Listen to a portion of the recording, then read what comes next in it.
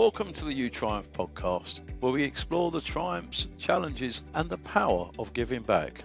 I'm your host, Trevor Sterling, and this season's theme is Be the Ladder. We'll highlight individuals who have not only achieved success, but have used their journey to uplift others, overcoming social barriers along the way. From their motivations to the lessons they've learned, we'll explore how they've become a ladder for others, proving that real success is about lifting those around you.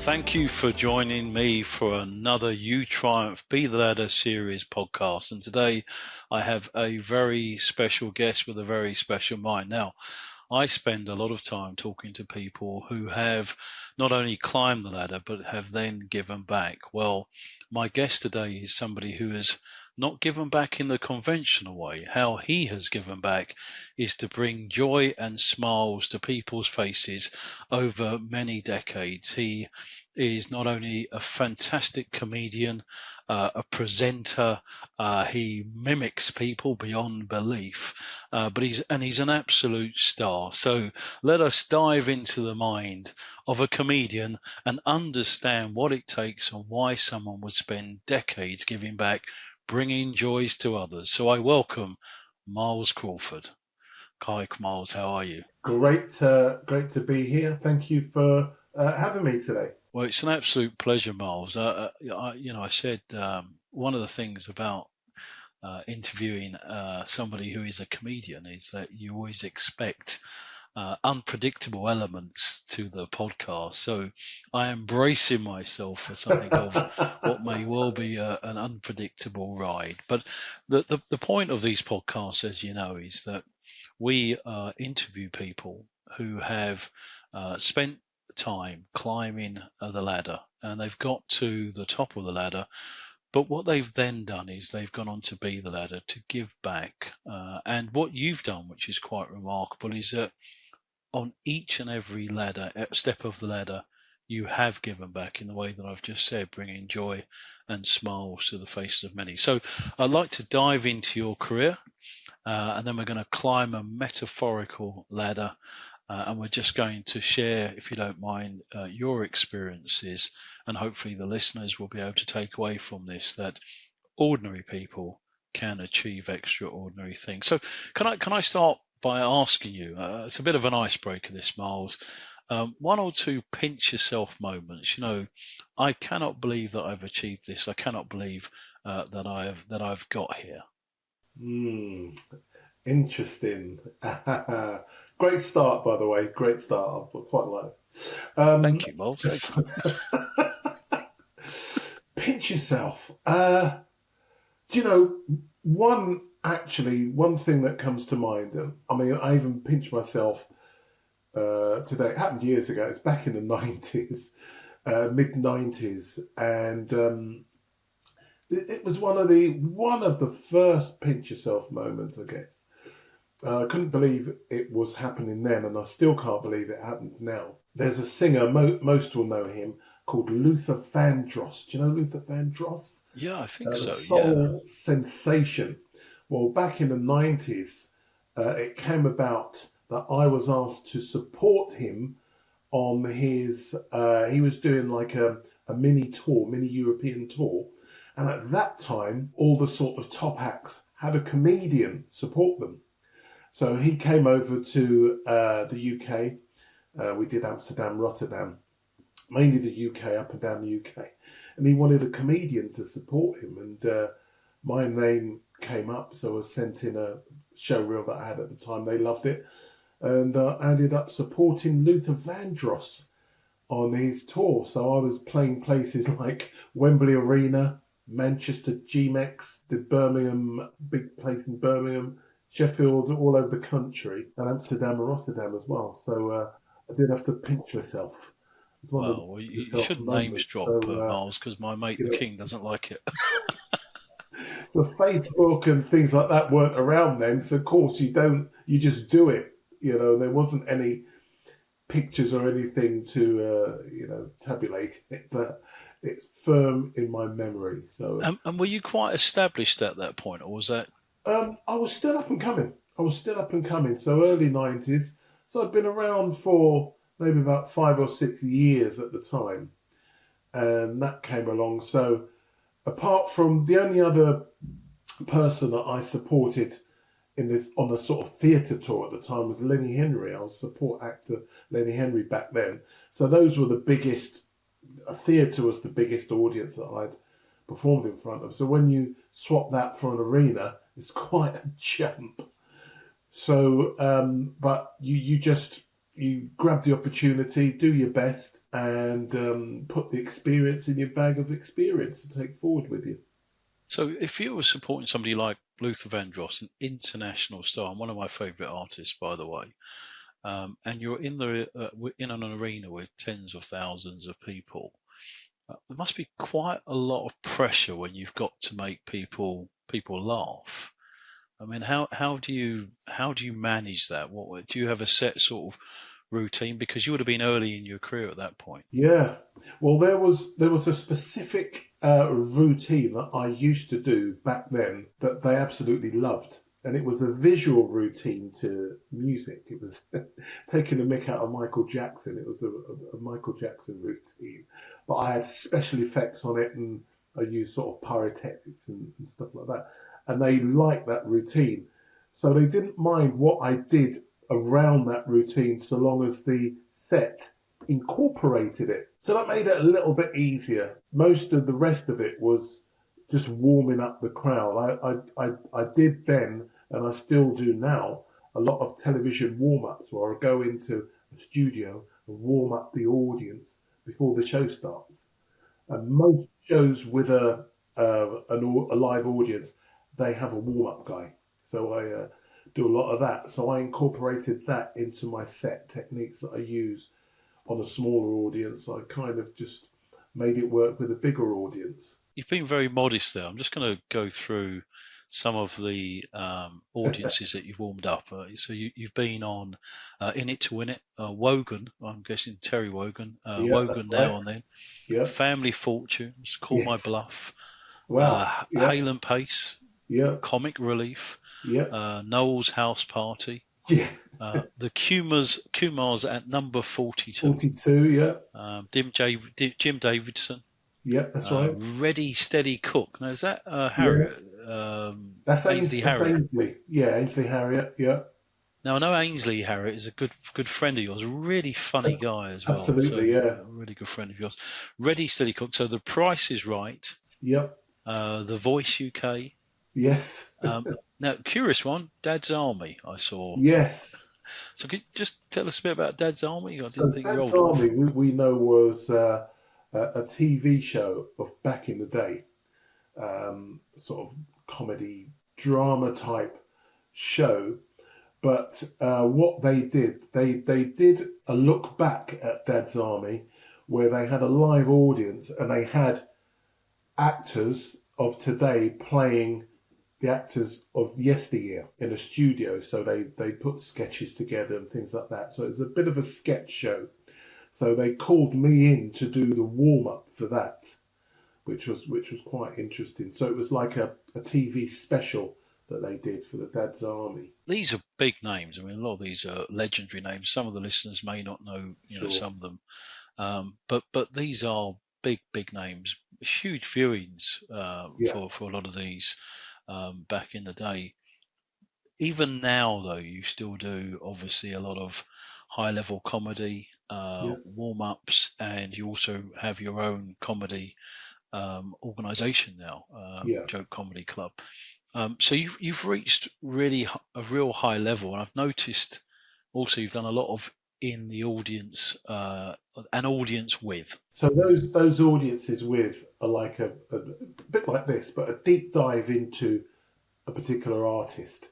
So it's a live celebrity audience, and the person who they're interviewing, singers, comedians, or whatever, they go through songs. They have the audiences ask them questions and things like that. And so I've done a various ones of those, some interesting ones.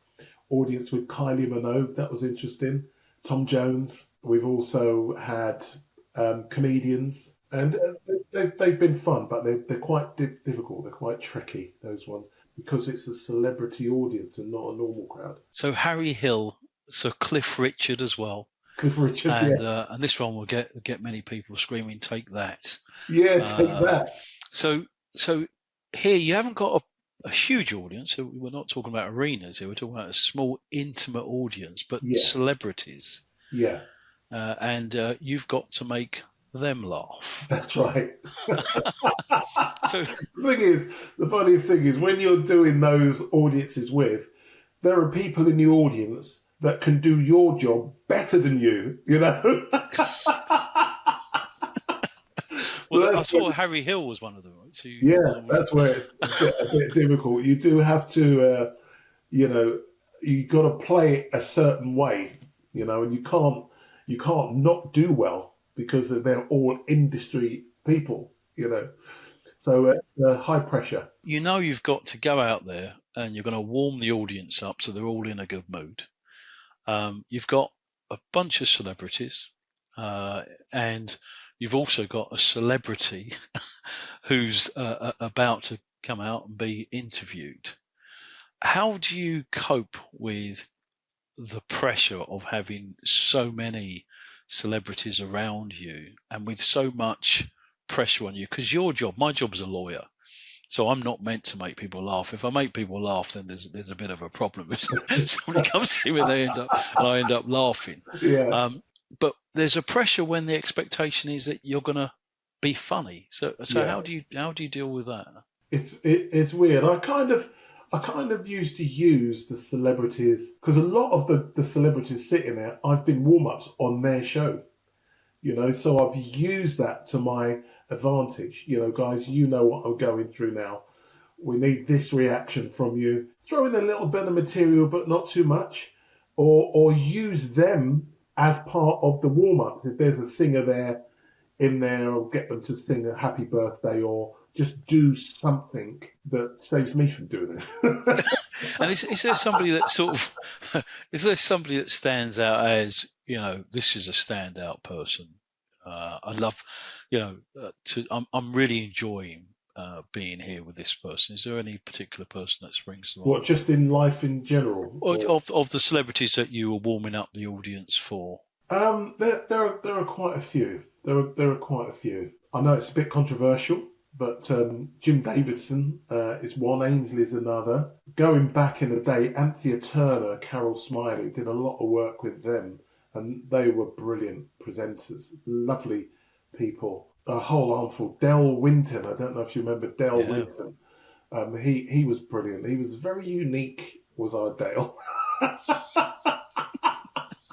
But a nice guy. I like the celeb Des O'Connor. Again, these are people who would come out and say hello to the audience before anything started. A lot of the top turns wouldn't. They'll just come out, do their bit and leave. But there were, a stack of people who would come out, say hello to the audience, join in a bit. Michael Bublé as well. He was great. Did his show, and he literally did all my warm up for me. He was fantastic. And those were kind of standout people off the top of my head that were fantastic.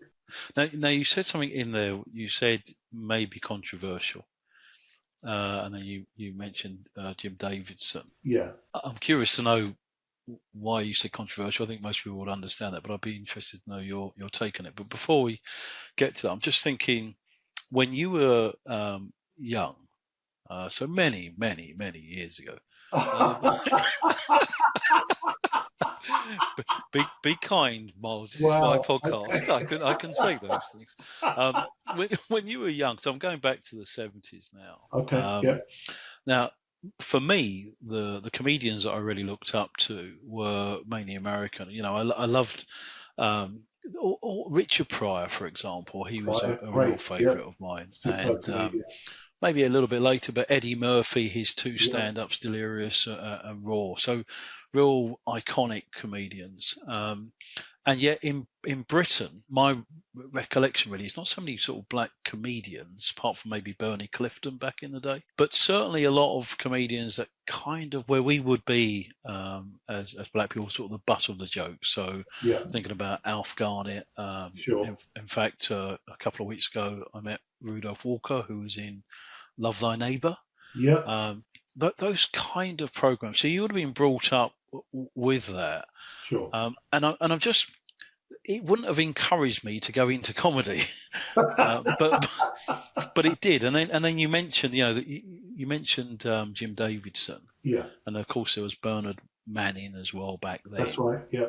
So someone like Jim Davidson, I guess, is still thought to be old school. Is that what you meant when you said Yeah, so controversial? you've got the different sorts of comedians. You've got the mainstream comedian, which are your Bernard Mannings, Jim Davidson, Mick Miller, those sort of comedians. And then you've got your alternative comedians. Going way back, Ben Elton started it all, and then you go through the Lee Evans, Joe Brand, those sort of things, Eddie Izzard, now it's Michael McIntyre, those sort of comedians, alternative comedians. There's two different sorts of styles. One, the mainstream are very much joke telling. My mother, my mother, that sort of thing. And they just tell jokes, loads of jokes. Man walks into a pub, two guys behind the bar, something like that. Whereas the alternative comedians are more observational. Do you remember when we used to go down there and they'd tell a story? And they're the difference. And when you go and see them, they're noticeably different. And you've got some really big mainstream stars that swear. They don't have any any filter.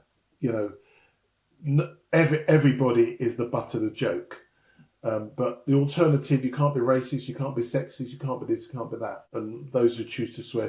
So there's very, very different circuits. So when I was coming up, I was fortunate enough to play both the circuits. And so I learned firsthand that I really didn't want to play that mainstream circuit. So I concentrated more on the alternative circuit, which I'm still doing. I mean, we're talking about comedy as in, being funny in front of an audience. And I think Yeah, it's probably worth saying that you go beyond, way beyond just telling jokes. I mean, you do sure. impersonations, Mm, you sing, you do sure. all sorts of things. I mean, it's Yeah. almost cabaret-like. Where did you develop those skills? Well, it was interesting because when I used to watch comedy, we touched on it seconds ago. The comedians that I used to watch and like back in the day were the variety type comedians. I quite liked Freddie Starr. I quite liked Benny Hill. I quite liked, Tommy Cooper and things like that. And the love of Tommy Cooper led me to learn magic. And I learned sort of magic and conjuring. I was part of the secret magic circle. Got myself into the magic circle and stuff like that. And that's the sort of performance I used to do sort of early on. And then I incorporated it into the comedy. I liked music. I like incorporating music in there as well, like a variety comedian, Joe Longthorne and people like that. They come out singing and the impressionists singing. And I thought if I can incorporate that into my set, it will be more entertaining than just stand-up jokes. And so I try to keep that element in my performance or in anything I do. I try and incorporate some of that in there. So if I can dive more deeply into your psyche here, Miles, because it takes something for somebody. I get a lot of people come up to me and they say they dread public speaking, let alone public speaking and making people laugh. Yeah, It takes a certain amount of confidence. sure.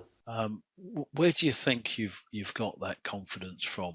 I guess it's the different sorts of situations that I find myself in. One thing me and my wife Sarah, we always joke about, Sarah comes along to gigs and things like that, and sometimes they're in the most questionable places. You turn up, if it's in a pub, for instance, sometimes you get a room on top of a pub that's doing the comedy. and you have to perform. And when you drive up to the pub, there is no way in a million years you would usually walk into that pub. Just the people nestling outside and things like that. However, you have to perform. The gig is in that pub. So you have to find the confidence to walk in past those people into the pub, find the room, and not only that, entertain those people as well.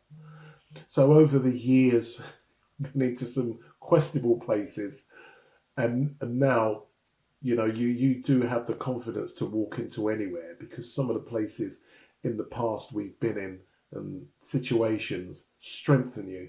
A lot of people give up, but I always use the situation as a tool for the next time I'm in that situation.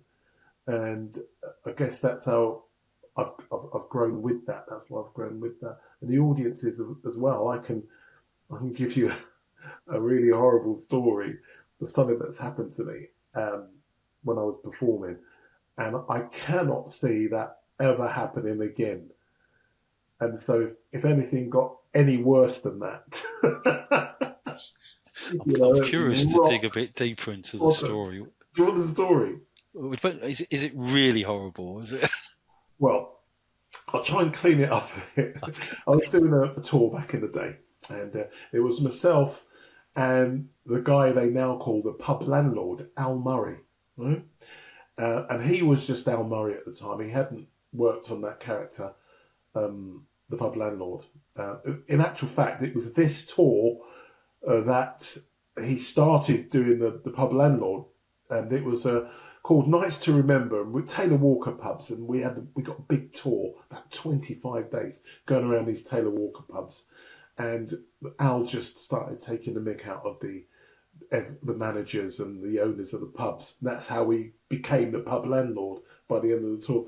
But there was one particular pub we walked in, full of blokes, stag. It was the popular guy stag night, Steve or whatever his name was, and then we had to perform. They did not know the comedy was on. Nobody told them, and we had to do it in the pub. So, hence to say, myself and Al would take turns going on first and second. This particular night, Al went on first, and they heckled him off stage. I thought, if they're going to heckle Al off stage, what's going to happen to me? They've not seen me yet. So, what actually happened was, I quite like hecklers. And I ended up doing a 2-for-all with all these guys and winning. Then Steve, the stag, decided he wanted to be, the centre of attention, and shouting at the top of his voice whilst walking to the stage, he said, "You're not funny. I'm going to tell you what is funny." And he walked up to the stage. He then proceeded to turn his back on the audience, pull his trousers down, and empty his good blessings onto the stage. Pulled his trousers back. I said, "That's what I think of you, mate," and walked off. What do you do? Apart from clear it up, maybe. What do you do? So I said to Al, "Start the car."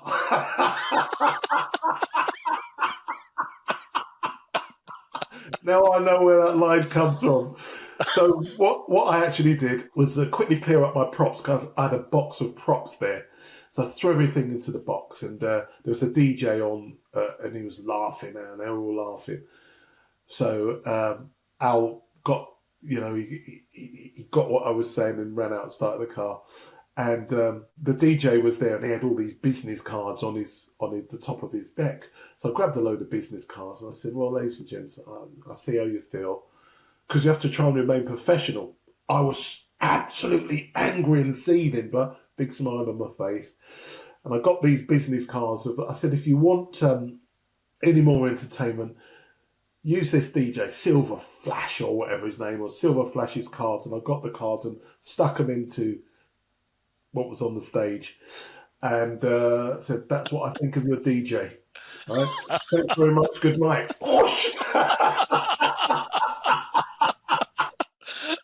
We could not get out of there quick enough, and we just thought, "What had just happened? What has just happened?" So, things cannot get ever worse than that. and like you were saying, I suppose it's those bad experiences earlier on Yeah, that really, really yeah. shape you for Oh boy, the yeah. future. But so can I just take you back to childhood? Um, because you're from Mitcham originally, grew up in Tooting. Parents Windrush generation. Where are your parents from? Jamaica, Yeah, so mum's from St James, and dad's from Mandeville. Mandeville, like my parents actually. And so you went to, in terms of primary school and middle school. Did you go to primary and middle school, I or? did, I did. So they were sort of split into three. Some go to secondary, but where I was right on the border actually of Tooting and Mitcham. But I where I lived, the road came under the borough of Merton, so I went to all the Merton schools. So my primary school was Links Primary School, which was just around the corner.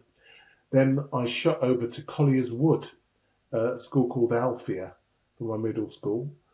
And I still wanted to go to a mixed school. I didn't want to go to a boys' school. There was a boys' school called Eastfields that my brothers went to. I didn't want to. I didn't want to go to a boys' school. And so I went to Tamworth Manor. It used to be called Pollard's Hill, but by the time I got there, it was Tamworth Manor. It changed name because I think the area was quite a bit rough. Yeah, I mean, Tamworth Manor was a notoriously difficult school, It was very difficult. Yeah, and by difficult, many skinheads. It was, absolutely. We had to deal with that a lot. There was a place called the Bandstand in Mitcham that I used to have to go past by bus. Used to have to take two buses, one from Tooting Junction up to Mitcham, right opposite where this bandstand was, that was full of skinheads. That's where the skinheads used to hang out. We used to catch the bus from there round to the 118, I remember. Used to catch that up to where Tamworth Manor was.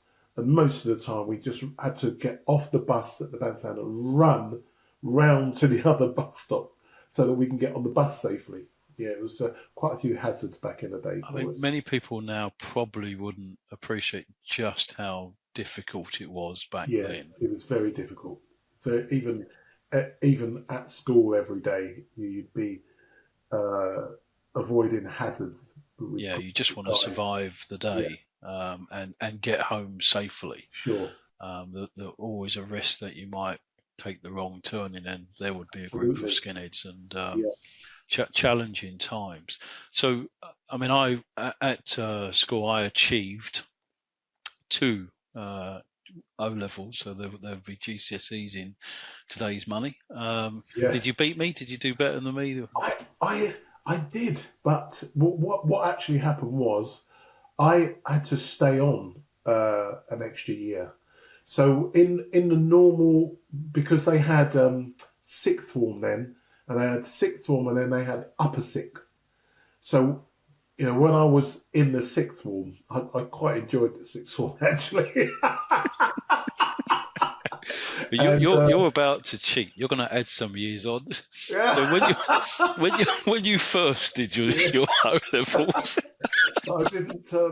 I didn't get the grades I thought I'd get. I think I was a bit too cocky, and I didn't get the grades. So luckily, the headmaster, Mr. Bowitt, or something his name was, my mum was on the PTA, so we spoke to Mr. Bowitt and said, "Look, can we stay on an extra year?"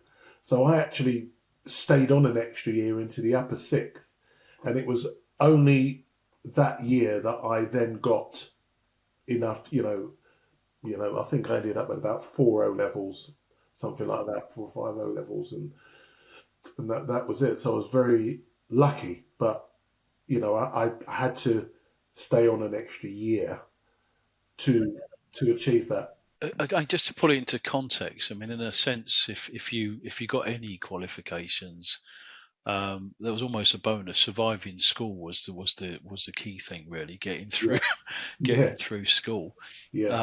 So you wouldn't have come out, I guess, filled with confidence. So you've got quite a few siblings, so that Yes, would have been good. Older, older. Yeah. So I'm the youngest of seven. well, Yeah.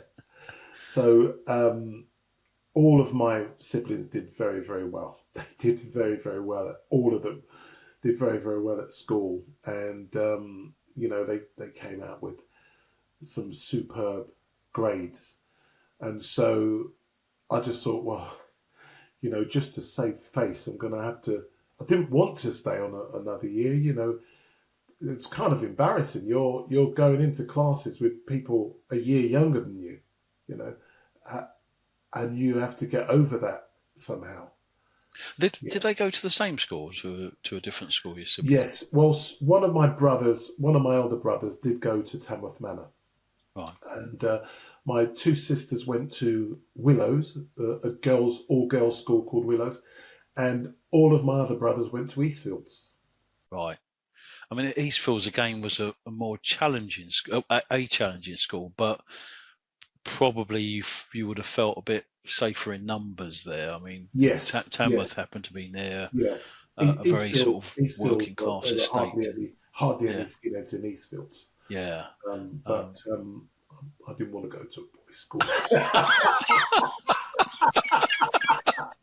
So, so when you left, did you go to? What did you do after you did your sixth form then? After I finished sixth form, I was odd jobbing at the time, and I didn't quite know what I wanted to do. I tried out for the fire brigade. I always wanted to be a fireman, so I did a lot of study with because I was really fit in those days, and that's what I wanted to be, was a fireman. And I went and took the tests and everything, passed the examinations, which was good. Physical, I flew by, and when it came to being placed in a station, they do one more thorough physical. And to cut a long story short, I failed on my eyes. You Right. had to have perfect vision, 6/6 vision at the time or something like that. They didn't have laser eye treatment back then or anything, so you couldn't wear glasses or contact lenses with the Sure. equipment that you had to wear. And I failed, couldn't go any further. I was absolutely devastated, because that's what I wanted to do, was be a fireman. So you didn't always want to be a comedian. No, no. Well, that came as a result of what happened when I was turned down for the fire brigade, because I was still in touch with a teacher at Tamworth Manor called Mrs. Hubbard, and Mrs. Hubbard did drama. So I was still in contact with Mrs. Hubbard when we left the school, and she said, "Look, why don't you try to? You're always good at drama. Why don't you try and go to drama school?" Okay, so I'll tutor you and help you with your auditions. So she helped me with all the auditions and everything, and I ended up getting a recall for RADA, Wow. Mount View, and LAMDA, the London School of Music and Dramatic Arts. So what actually happened at the time? The local borough heard that I'd got these recalls. So they said, if you get in to one of those schools, we will sponsor you, we'll pay your tuition. Because there's nobody from the Mitcham area had reached those Those schools. heights. Yeah. I didn't know, I was just doing the bit. So Mrs. Hubbard said, right, what we need to do to help you with these recalls is have you perform in front of some audiences.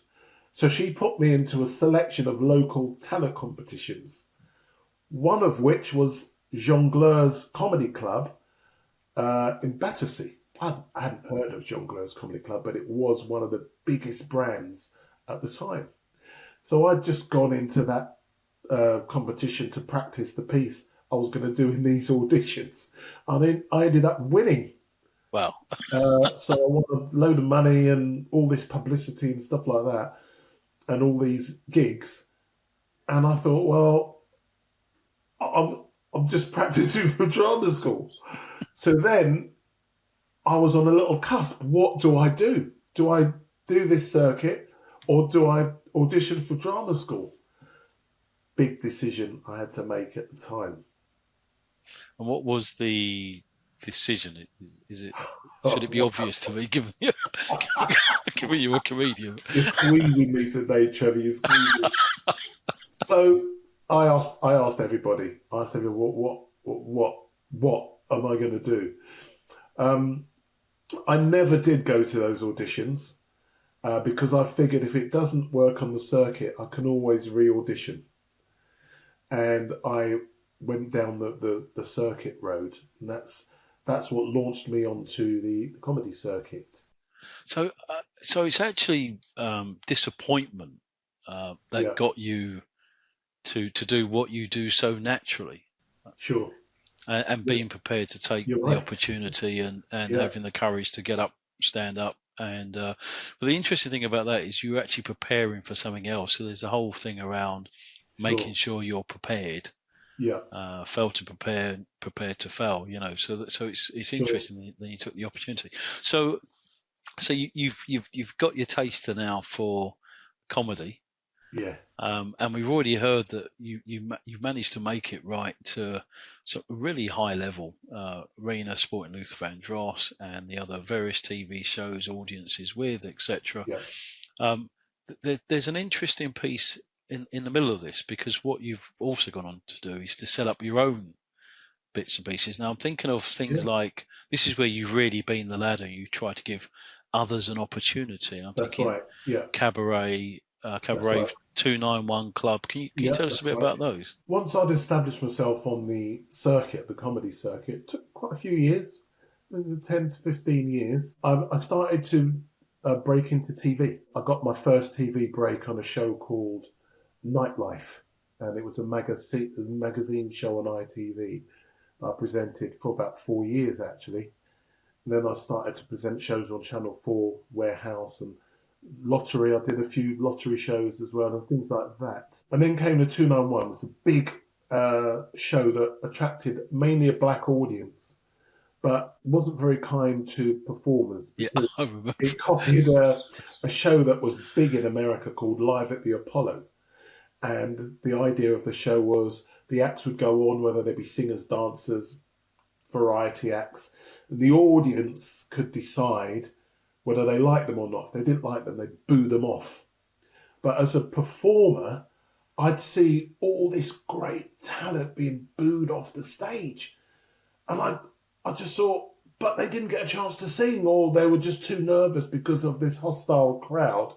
And I thought, I wish there would be a place where these people could go and not be booed off. So it's a bit like Britain's Got Talent. They'd be not Yeah, not literally getting the red yeah, crosses, but they would be audibly booed off, and that yeah, could break them, presumably. And we, yeah. Well, this was the show just before Britain's Got Talent. You know, Britain's Got Talent just cut out the booing, basically. So I created a night called Cabaret, and you could come down to Cabaret, and the rules were to polish, not demolish. That was the logo. The polish, not demolish. Anyone who booed or did anything or said anything negative, we're giving their money back and kick them out. So it was all positive because I wanted to nurture the up and coming talent rather than demolish them. And so that was the idea. It was ran every Tuesday night. On a Tuesday, we used to run up in Old Street in London. We started there, and we ran in Old Street for about 10 years. you've done mentoring as well, where you Yes, sort of one-to-one mentoring, and that's right. Yeah, so give me an idea of what that would involve, because there's a lot around eye contact, there is. voice, all those kind of things. That's So right. what kind of skills can you share with us?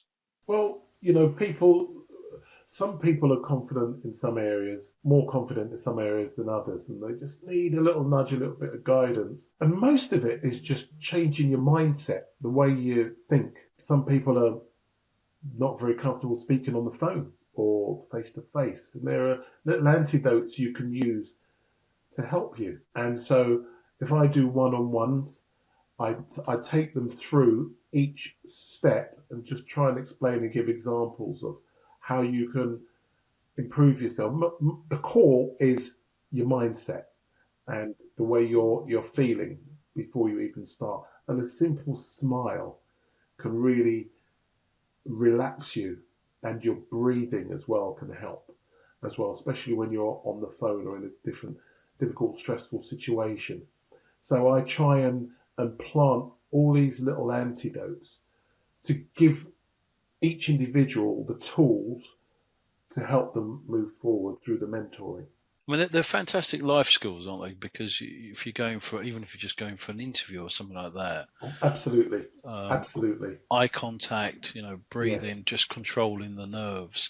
Mm, But that additional dimension that you bring, which is, and then I'm going to make you laugh. yeah, I mean, how do you make that jump? Because you've got yourself the poise and everything, yeah, but you're gonna bring a smile to that person's face. That's a sure, fair bit of pressure that goes along with that. sure. There is, and it's all in the presentation. By presentation, there's two sides of it: the way you present yourself, i.e., the way the onlooker is seeing you, and then how you present yourself to the onlooker. And again, it's all antidotes and getting to know who you are as a person. That's 90% of it. 10% is what you say. Yeah. And then you break that 10% down how you say it. And a lot of it is practice as well. That's within that 10%. And the confidence, having the confidence to do it. So two key bits, two key takeaways there: what you say and how you say it. Yes, Um, and you can actually create this sort of confident persona just by these little techniques that you've mentioned. absolutely. Absolutely. And these are little antidotes that I try and teach people if I'm mentoring. Someone who's really low on confidence can portray themselves as this highly confident person just by putting these small antidotes into play. It's amazing. Yeah, I mean, I do public speaking. I've done a few in the last few months where I've sort of spoken to audiences of around 500 people or so. And what's interesting with that is that I don't have notes. People find that quite remarkable that I don't have notes. I have it in my head, and the reason why is it feels a lot more heartfelt. Yeah, But I tell myself that everybody in that audience is an individual, so I'm connecting with them all individually. So therefore, it's an individual conversation, yeah, and that really enables me, one, I think, to come over in a hopefully a more personable way, but yeah. also Does it does away with the nerves because scale is a state of mind. I always think of sure, it if you're just having that sure. one conversation, and so with you, there must have been moments where you felt disappointed by others around you who you thought may have actually given you a helping hand. I'm thinking of a person, a well-known comedian in particular. I don't know if you'd be happy for me to. Yeah, yeah. Let's go for it. Yeah, so a famous comedian, a Mr. Bruce Forsyth, Oh wow. Yeah, and you were on his show, I think, I doing some was. more.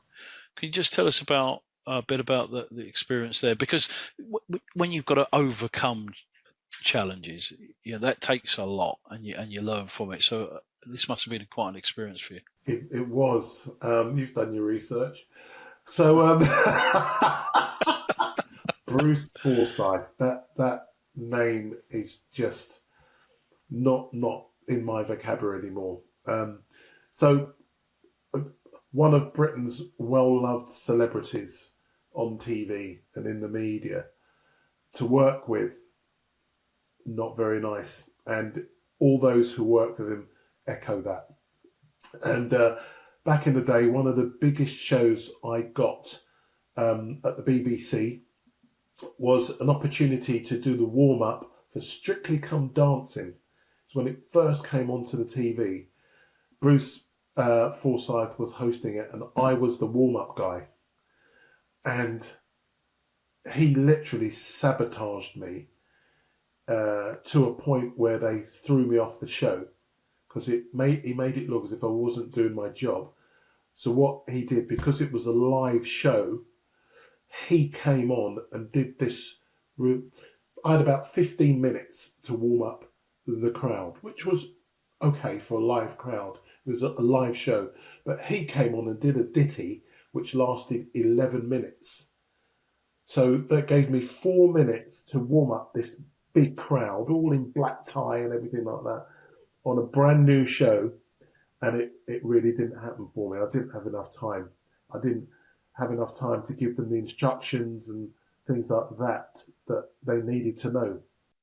And was that intentional on his part then? Did he... You know, Trevor, to this day, I don't know. But I'm going to tell you a spin-off story from this one. They paid me for the full series, which was the only saving grace. It did harm my career a bit. Why did he get thrown off a TV show? That sort of thing. So the work kind of stopped for a while, and then I just went over to ITV and started to warm up their shows instead. But then I got the lottery. I got the national lottery. And what Bruce Forsyth did, he came on and he was a guest presenter for 6 weeks. And he demanded for those 6 weeks that he did the warm-up. So I still had to come in. I had to stand at the side of the studio whilst he did the warm-up. So in essence, although he knew there was a warm-up person, he felt he was of such a caliber that was his job. Sure. He'll go on and do it. And with you, he just left you with this very small window. Yeah. And they thought, well, that's not a warm-up. But luckily for me, the lottery audience have to be hyped up because it's all this money, and he didn't do it. His little ditty did not work. So the directors and the producers weren't happy. Get Miles on, get Miles on. So he actually, on that one, made me look good. So no problem. Thanks, Bruce. Well, it just goes to show what goes around comes around. Most definitely. I'm interested in your take on some of the modern day comedians. I'm thinking of somebody like David Chappelle, or Chris Rock. I mean, are you fans? I mean, David Chappelle. He's a very popular comedian, but can be controversial. Yeah. Are you a fan of his? Would you say, or David Chappelle? I am. I mean, a lot of those guys, they've earned their stripes. They're not up there. It hasn't been easy for them to get up there. They've also created their own style of performance. Chris Rock's style of presentation is totally different from Chappelle's. He's very intelligent, David Chappelle, and he does broach subjects that a lot of comedians leave alone, but he very skillfully curbs it and twists and dodges, and then bang, it gets to his point, brings it around at the end. Now that is very difficult to do, very difficult to do. And I admire Dave Chappelle a lot. So here's a question for you, Miles. You're on stage, you're a presenter, and let's say it's an awards presentation, and a celebrity comes up and he decides he doesn't like what you've just said, and he raises his hand and he swishes it across your face. Yeah. What would you have done in that situation? Of course, I'm talking about Will Smith and Chris Rock. I'm interested to know, because Chris Rock in that moment seemed to be just a consummate professional, if not frightened. What would you have done in that kind of situation? Oh, God. Do you know what? I don't know, because I'm assuming that both those guys were friends and they knew each other. So would I have thought it was a joke? Or is it been filmed for another show or something? I just don't know. But hats off to Chris Rock for staying professional and carry on. He didn't even talk about it in his set for a good while afterwards. I think it was a year or so before he mentioned in the media or anything like that. Trevor, I do not know what I would do I'll probably stand up and fight. That's the Tamworth Manor in you. Tamworth Manor in me, man. So tell me what you're doing. What are you doing now, Miles? Because you've had decades of being on the circuit, but you're still doing it. You're still just as funny. So Sure. what have we got to look forwards to in the future? Well, thank him upstairs because I'm still in the business. I do have my own comedy brand now called Joke Club. Probably can see the thing just behind you there on the wall, and that's my comedy brand. So I put on comedy shows in venues all over the UK, and so we bring the comedy package into these venues. I still like to promote new up and coming talent and give them a chance through the live shows and through mentoring, try and help them out as well. I'm working on a TV channel called Ustream, Ustreme. It's like a cable channel. It's alongside Netflix and Amazon and things like that. You can find Ustream as an app as well. So I'm presenting on there and doing sketch shows and some new projects coming out. So that's been fun as well. You've got a radio show as well, haven't you? And yes, I do a weekly radio show on one of the UK's biggest soul stations. It's called London Soul Radio, the Soul of London. I do a live show on a Wednesday, 10 a.m. until 1 p.m. every week. And I also do a show actually on a Friday at the moment with my wife, Sarah. And it's a fun show, 3 till 5. And we we call it happy hour. So we get people ready for the weekend. So we've been enjoying doing that as well. Well, one of the things I'll share with the listeners is that every time I've been involved in something with the charitable work that I do, particularly Mary Seacole Trust, and we're setting up the Be the Ladder Foundation, a social mobility charity.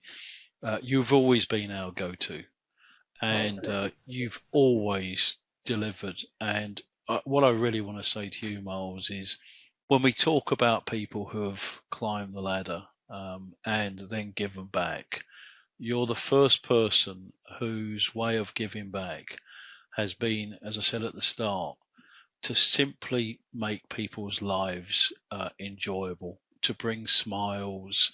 And you're a real ray of sunshine. So thank you so much, Miles, for sharing your experiences with us on this podcast. It's been an absolute pleasure, and you've shown us that ordinary people can achieve the extraordinary. And as I always say, don't just aspire to climb the ladder, be the ladder, and in your case, be the ladder and make people smile. So thank you so much, Miles. I think it's amazing what you've achieved, Trevor. I've followed your success over the years. I know it hasn't been easy, but you've worked for it. You've deep dived into anything you've thought to create, and you've made it work. And how could I not support you? I guess we have the same genes in we do want to help those less fortunate than ourselves, because we know what we've been through to get where we are. And so that's the drive. And it's my absolute pleasure being involved in anything charitable you care to throw at me. Well, thank you, Miles, and to all our listeners, please look out for Miles Crawford. If he's gigging anywhere, if he's doing anything, please do turn up and give him support and listen to his radio show. Once again, thank you very much, Miles Crawford. Thank you. Now, this is that moment where you just hope it's recorded.